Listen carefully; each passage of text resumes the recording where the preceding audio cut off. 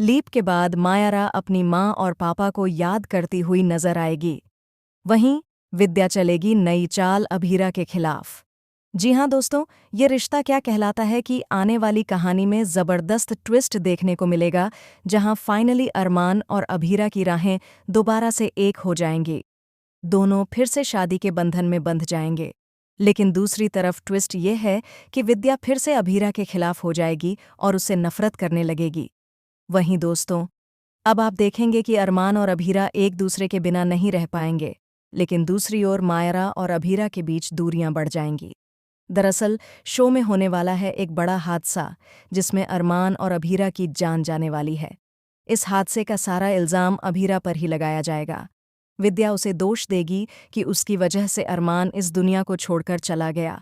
हालांकि अरमान और अभीरा दोनों ही नहीं बचेंगे, लेकिन अब विद्या मायारा को भी अभीरा के खिलाफ करने की कोशिश करेगी।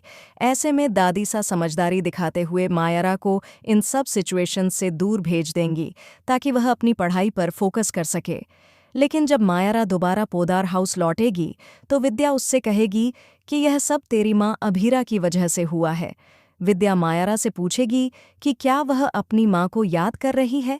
मायारा अब विद्या की बातों में नहीं आएगी, क्योंकि वह जानती है कि विद्या हमेशा दोहरी बातें करती रही है। इसीलिए अपनी माँ के लिए अब मायारा को ही कुछ करना होगा। दोस्तों, भले ही मायारा और अभीरा अब एक दूसरे से अलग हो चुके हों और यह दोनों इस दुनिया में न हों, लेकिन अब मायारा ही है जो इस परिवार को फिर से एक कर सकती है और लोगों के बीच की नफरत को ख़त्म कर सकती है। तो दोस्तों, आप कितने एक्साइटेड हैं शो में आने वाले इस ज़बरदस्त ट्विस्ट को देखने के लिए? हमें कमेंट करें और शेयर करें।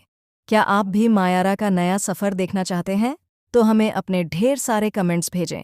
ऐसी ही टीवी की तमाम लेटेस्ट अपडेट्स जानने के लिए चैनल को सब्सक्राइब करें।